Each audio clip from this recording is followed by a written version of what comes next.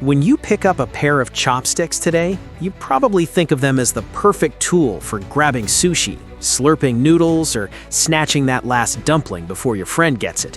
But what if I told you that for the first few thousand years of their existence, chopsticks were never meant to go anywhere near your mouth? It's true. The most iconic eating utensil in the world wasn't actually made for eating. So why were they invented? How did a pair of simple sticks defeat the knife and fork to become the tool of choice for billions of people?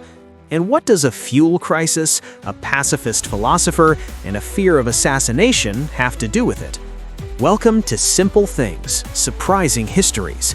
Today we are grabbing the surprising true story of chopsticks.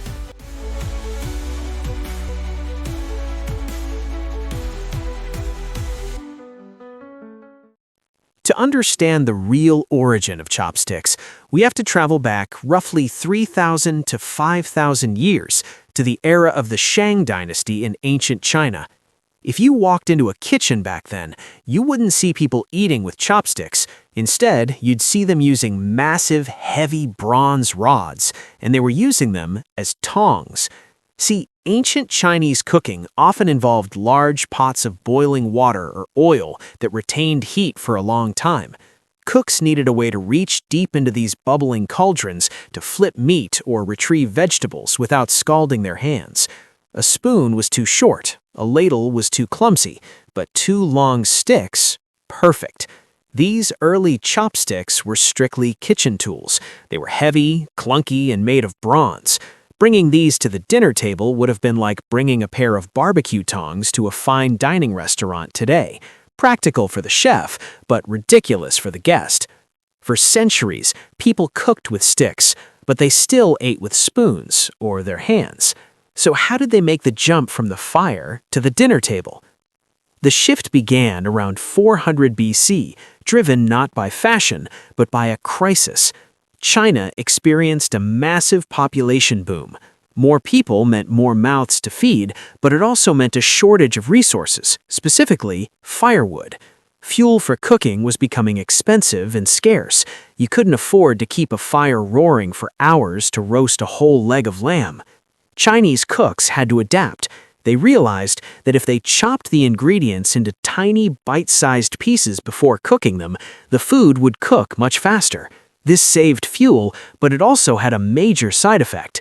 It made the table knife completely useless. Think about it.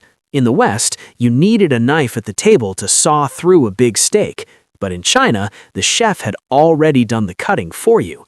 With the food pre-cut into bite-sized chunks, you didn't need to slice anything. You just needed something to pick it up. And those cooking sticks in the kitchen, they were just lying there waiting to be downsized. But the final nail in the coffin for the table knife came from one man, the famous philosopher Confucius. Confucius was a vegetarian and a pacifist who believed that mealtime should be a sanctuary of peace and harmony. He hated the presence of knives at the dinner table. To him, a knife was a weapon, a reminder of the slaughterhouse, of violence, and of war. He famously said, "The honorable and upright man keeps well away from the slaughterhouse and the kitchen, and he allows no knives on his table." His teachings spread across the empire. Sharp metal points were out, blunt, gentle wooden sticks were in. Thanks to Confucius, chopsticks became more than just a tool. They became a symbol of civilization and non-violence. As chopsticks spread to Korea, Japan, and Vietnam, they evolved in strange ways. In Korea, for example, you'll notice they traditionally use flat metal chopsticks. Why metal? Well, there's a popular legend that Korean royalty used silver chopsticks to detect poison. The belief was that if an assassin spiked the king's soup with arsenic, the silver chopsticks would turn black upon contact, saving his life. Now, chemically speaking, this was a bit of a gamble. Silver does change color when it touches sulfur, which is found in some poisons. But sulfur is also found in garlic, onions, and rotten eggs, so a king might have panicked and executed his chef just because his omelet was a little too garlicky. Conversely, silver doesn't react to cyanide. So if the assassin was smart, the silver sticks offered zero protection. Despite the bad science, the tradition stuck, and metal chopsticks became a status symbol in Korea that lasts to this day. So, the next time you crack apart a pair of wooden chopsticks, remember, you are holding a tool with 5,000 years of history.